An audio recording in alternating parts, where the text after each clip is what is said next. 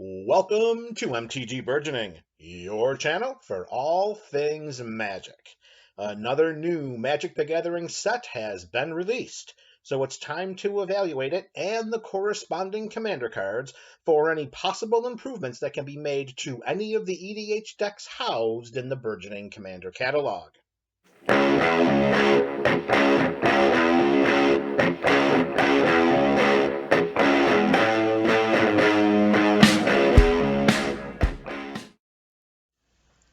In order for a card to be included into a deck in the Burgeoning Commander catalog, one or more of the following criteria must be met.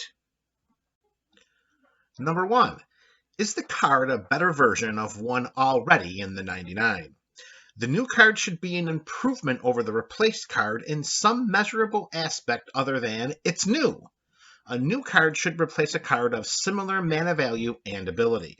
For the purposes of redundancy, if a new card is added to the deck without replacing a card of similar function, then there must be enough justification to do so due to potentially weakening another area of the deck. We can't add a card just because. Number 2. Does the card strengthen any of the deck's themes? Decks in the BCC operate under carefully laid out themes and schematics. Any introduction of new cards must either maintain these themes or enhance them in some way. It will be difficult to justify including a new card into a build that does nothing to support the pre-existing themes of a deck. Number 3. If a card is not a better version of one already in the 99 and does not strengthen any of the deck's themes, then why is the card being considered?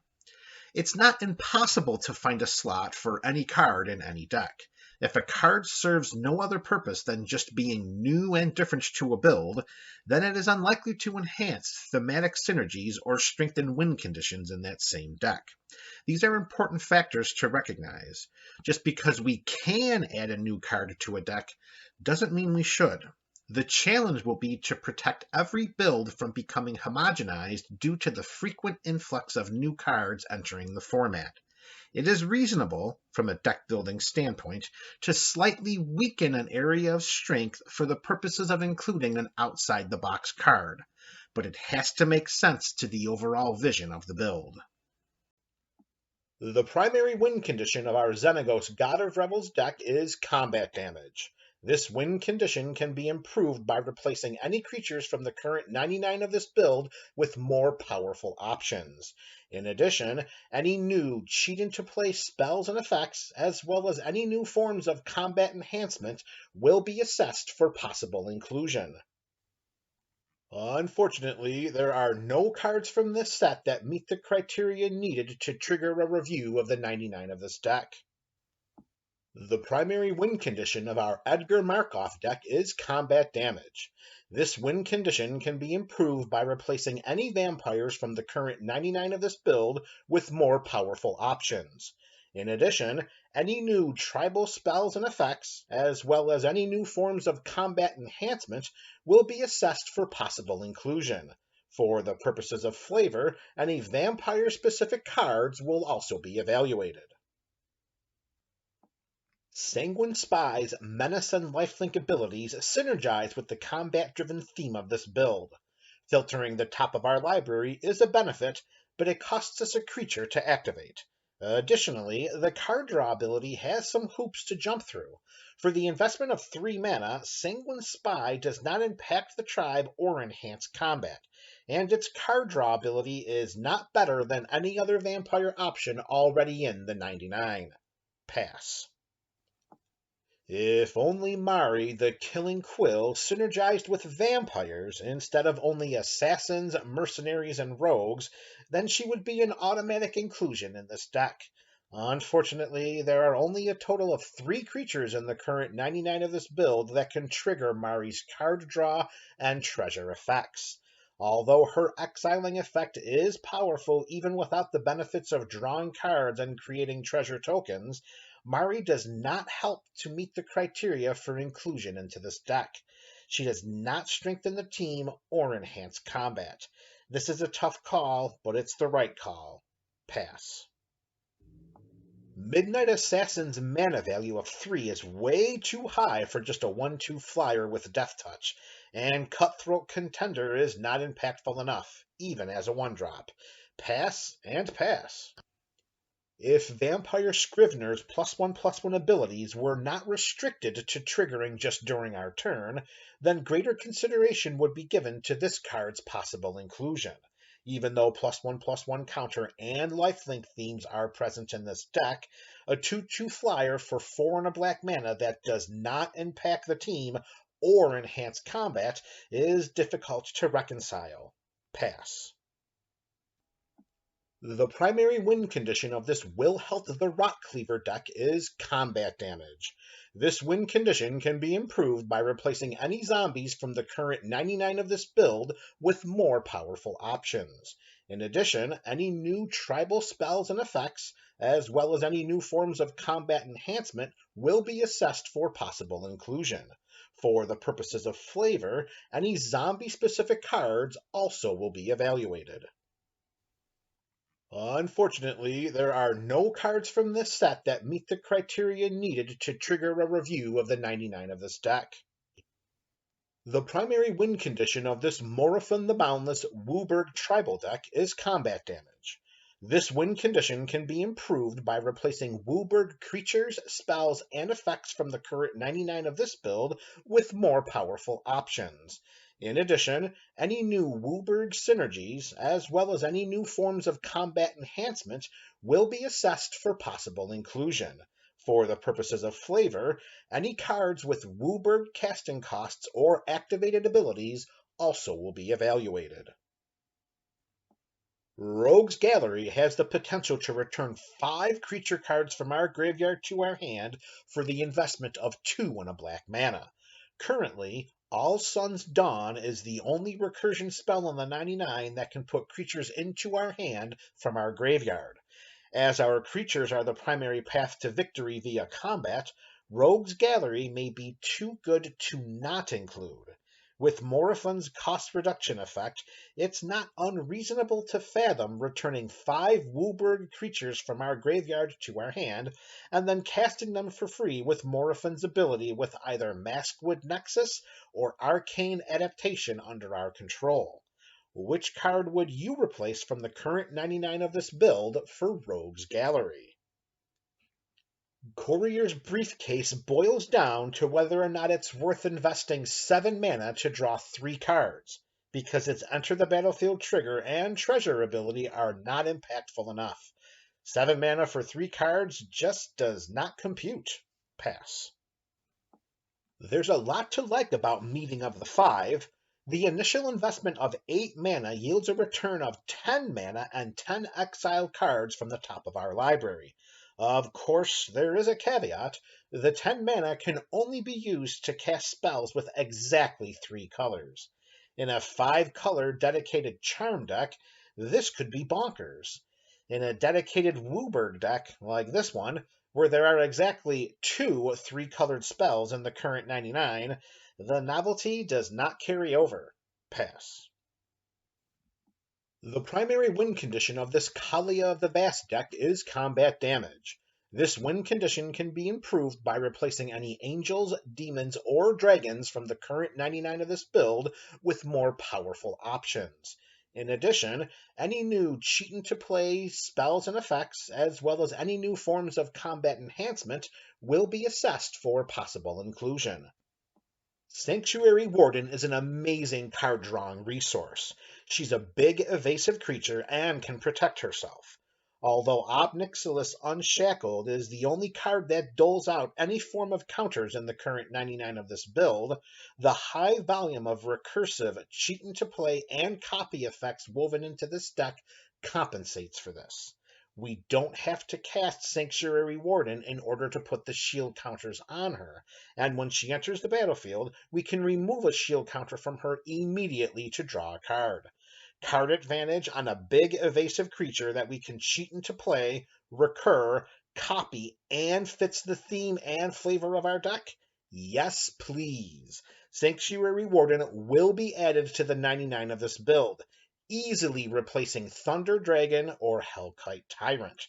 Which card would you replace from the current 99 of this build for Sanctuary Warden? I like Angel of Suffering. I like her enough to include her in this build. I like a lot of angels, demons, and dragons that could gain entry into this deck. This scenario perfectly illustrates the need for criteria when considering revisions to a deck. I do like Angel of Suffering. However, she does not have an enter the battlefield trigger. She does not have a combat trigger. She does not have a death trigger. She does not enhance our creatures. She does not have an activated ability that can swing the balance of a game in our favor. Her text box is not filled with numerous keyword abilities, which would make her a more formidable threat in combat. Each of the creatures in the current 99 of this Kaalia deck fit one or more of these conditions. She can fill our graveyard, and we do have a suite of recursion spells to take advantage of that. However, Living Death is our only mass recursion spell. Phyrexian Reclamation, and to a lesser extent, Volrath's Stronghold, are the only recursive spells that we can use repeatedly with confidence. Remember, just because we can add a card doesn't mean we should. At this moment, Angel of Suffering does not seem like a fit in this deck. As time passes, perhaps that will change. For now, she's a pass. Jada, Font of Hope, is the best Angel General in the Commander format right now. She should easily surpass Lyra Dawnbringer as the top general in dedicated Angel decks. That's where we have to draw the line with Jada. She is best as part of a dedicated Angel deck, whether in the Command Zone or as part of the 99. This Kaalia build supports angels, demons, and dragons, and there are only 7 angels in the current 99 of this build. Jada will not be the 8th. Pass. Inspiring Overseer is not impactful enough to warrant inclusion into this build, even with the ETB card draw effect. She is nowhere near as good as any other creature in the current 99. The same can be said for Angelic Observer.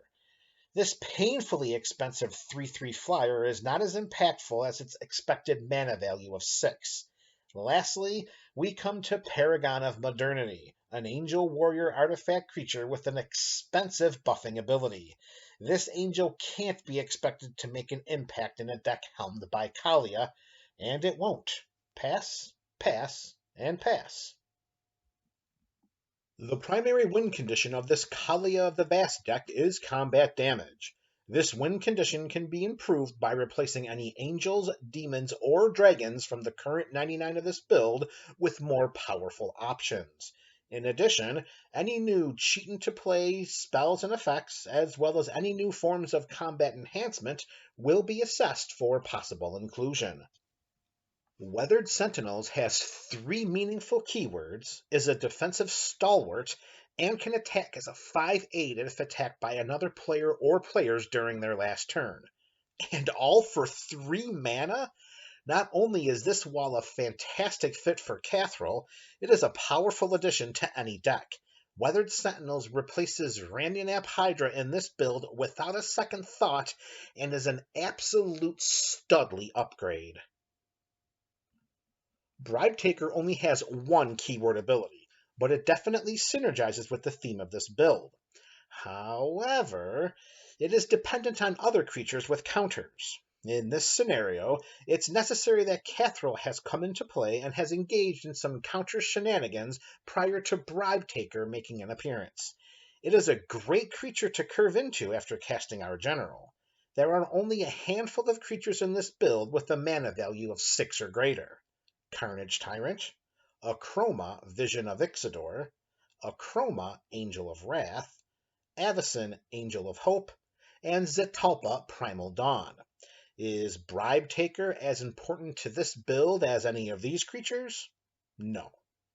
Any creatures with minimal or no keyword abilities in this build must contribute to the team in some way. Bribe Taker just takes. And aside from our general, Majestic Myriarch is the only other creature in the current 99 to fit this take criteria, and even it is not dependent on counters like Bribe Taker. Pass. Resourceful Defense synergizes with the theme of this build perfectly. Comparable to the Ozolith, whenever a permanent we control leaves the battlefield, if it had counters on it, Resourceful Defense allows us to put those counters on target permanent we control. We can also pay 4 and a white to move any number of counters from target permanent we control to another target permanent we control. This card will be amazing in Kathril builds and will act as a powerful source of redundancy. Resourceful Defense can replace concerted effort and instantly strengthen the overall theme of this deck. Luxior, Jada's Gift, could be a sneaky good addition to Kathril. Considering the number of evasive counters that can be placed on Kathril, in addition to Double Strike, attaching this equipment to our general could result in easily one-shotting an opponent with lethal commander damage.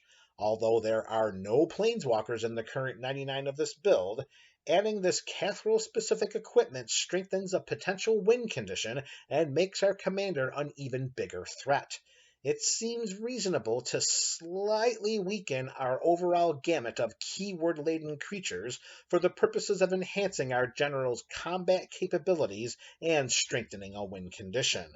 Which card would you replace from the current 99 of this build for Luxior, Jada's Gift?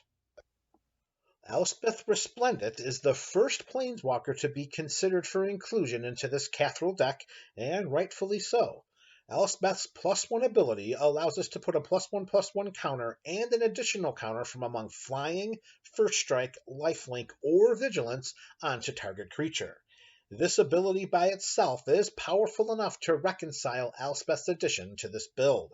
Elspeth's -1 ability allows us to look at the top 7 cards of our library. We may put a permanent card with mana value 3 or less from among them onto the battlefield with a shield counter on it.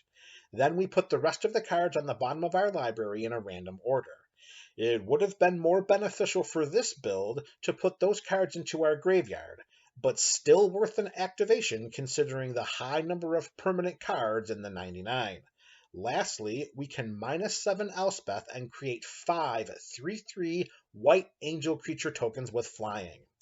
Elspeth is a must-add card in this deck, and perhaps it is time to replace the aforementioned Majestic Myriarch with this mono-white planeswalker. The primary win condition of this Scion of the Ur-Dragon deck is commander damage. This win condition can be improved by replacing any dragons from the current 99 of this build with more powerful options.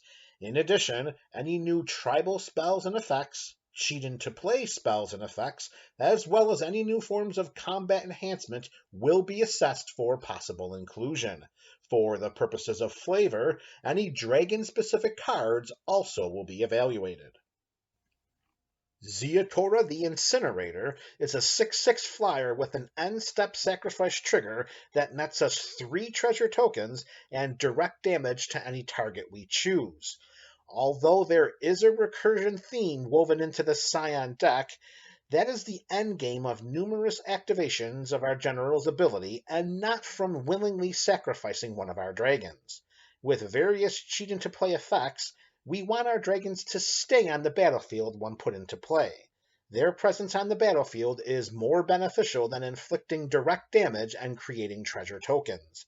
Zeatora has a unique sacrifice ability, but it does not mesh well with the structure of this build. Pass. The primary win condition of this Morrifon the Boundless Shapeshifter with Changeling Tribal deck is combat damage. This win condition can be improved by replacing any creatures from the current Changeling pool with more powerful options. In addition, any new tribal spells and effects, Changeling-specific spells and effects, as well as any new forms of combat enhancement will be assessed for possible inclusion. For the purposes of flavor, any tribe-specific cards also will be evaluated.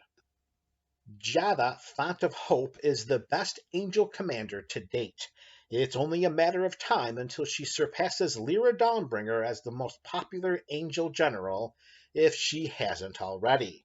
Jada only costs 1 and 1 white mana, has 2 important keyword abilities, and can add a white mana to cast angel spells.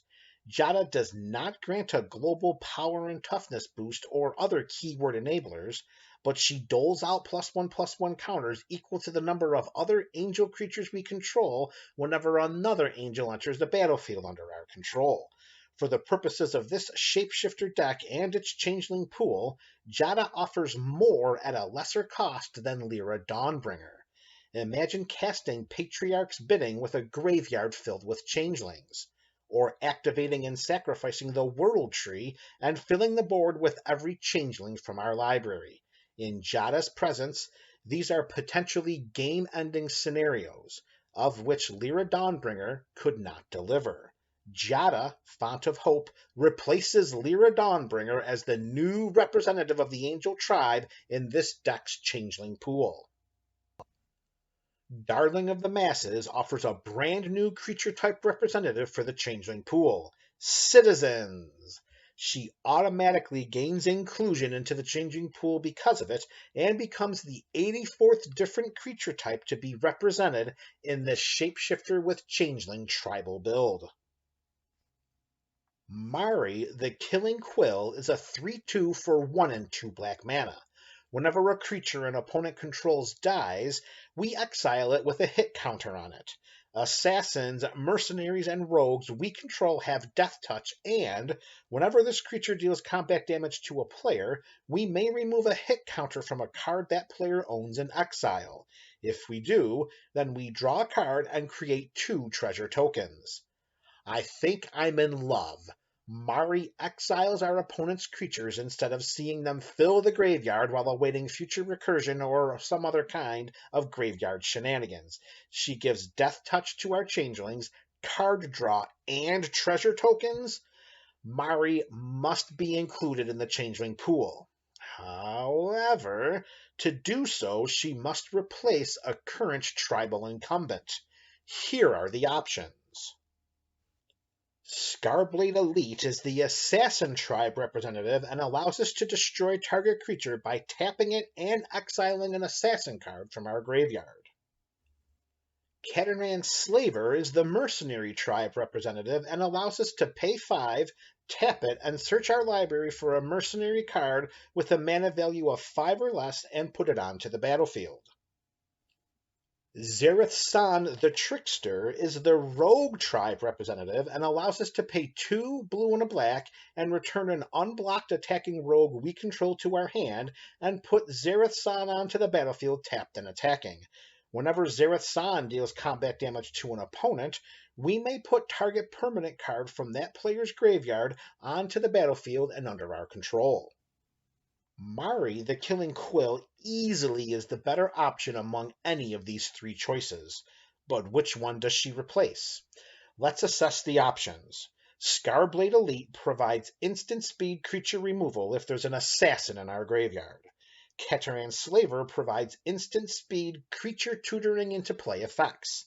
Xerath San provides a one-time combat trick with the potential of recurring permanents from opponents' graveyards.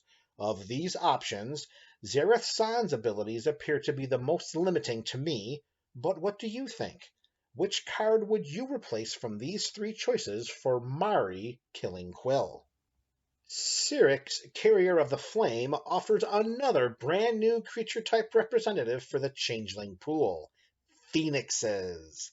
Syrix automatically gains inclusion and becomes the 85th different creature type to be represented in the Shapeshifter with Changeling tribal build. Syrix's graveyard synergies will add a new wrinkle to the Changeling dynamic in this build by providing the deck with another method of interaction. Syrix, Carrier of the Flame, offers another brand new creature type representative for the Changeling pool, Phoenixes.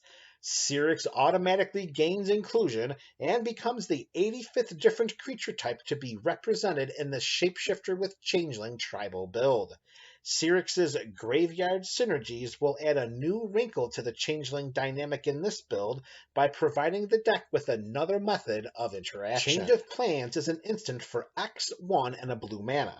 Each of X target creatures we control connive. To connive, We draw a card and discard a card. If we discard a non-land card this way, then that creature gets a +1/+1 counter.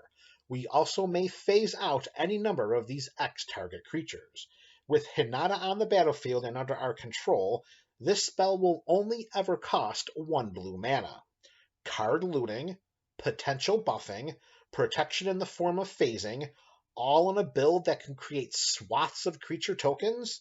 Yes, yes, and oh hell yeah! In the current 99 of this build, this card is better than Disorder in the Court, Eerie Interlude, March of Swirling Mist, and Semester's End, and could replace any of these spells outright. Of these options, Eerie Interlude appears to be the weakest. But what do you think? Which card would you replace from among these choices for change of plans? The primary win conditions of the Sisei Weatherlight Captain Enchantments Matter deck are direct damage and life drain. These win conditions can be improved by adding any new shrines to the 99 of this build. In addition, any new Enchantments Matter spells and effects will be assessed for possible inclusion. For the purposes of flavor, any enchantment-specific cards also will be evaluated. Unfortunately, there are no cards from this set that meet the criteria needed to trigger a review of the 99 of this deck. That concludes our set review for the Burgeoning Commander catalog. Be sure to click the links in the description below to see the deck lists for each of these builds. Are there any cards we left out? Let us know in the comment section below, in addition to which cards you would replace. This is MTG Burgeoning, your channel for all things Magic.